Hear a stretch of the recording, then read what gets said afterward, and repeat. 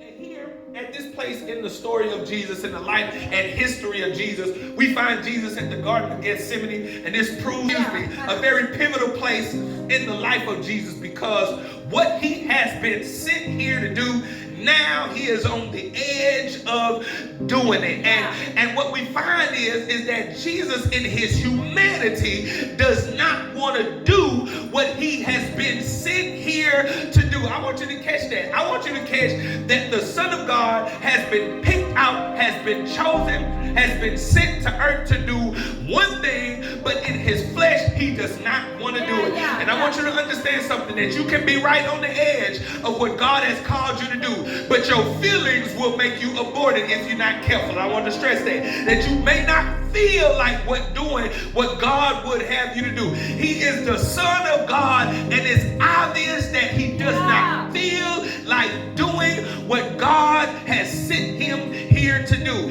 And I want you to get this, that he is experiencing the adversity about doing the will of God. The path sometimes that God leads you on towards your purpose may not be the path that has the least amount of resistance. And I had to learn that. I had to learn that God will set you up in places and put you in things for a specific purpose that sometimes you don't feel like doing. He did put you around people, and sometimes you don't feel like dealing with. I want to speak to every parent in the house. I want to speak to every parent watching online, because sometimes you don't feel like being a parent today. I don't feel like dealing with the children today. I don't feel like dealing with teenage attitudes and teenage hormones. I don't feel like being a bigger person today, because I got my own. I want to talk to some real people, and sometimes God puts you in position where it's tedious to walk through here, when you have to deal with people that you don't feel like dealing with, where you have to do some things that you don't really feel like doing, that God will put you in tedious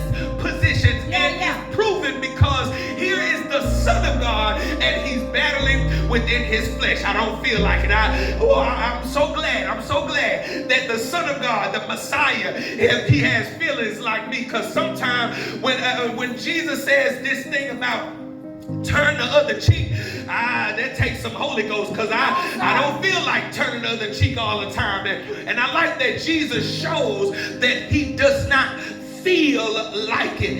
And I want you to understand that sometimes God takes you down the path of purpose. On the way to your purpose, you're not going to always feel like it. On your way to the promise, you're not going to always feel like it. And somebody needs to hear that. You got to understand that feelings not going to always go along with faith. But I like the fact that Jesus brings himself to the garden just to pray.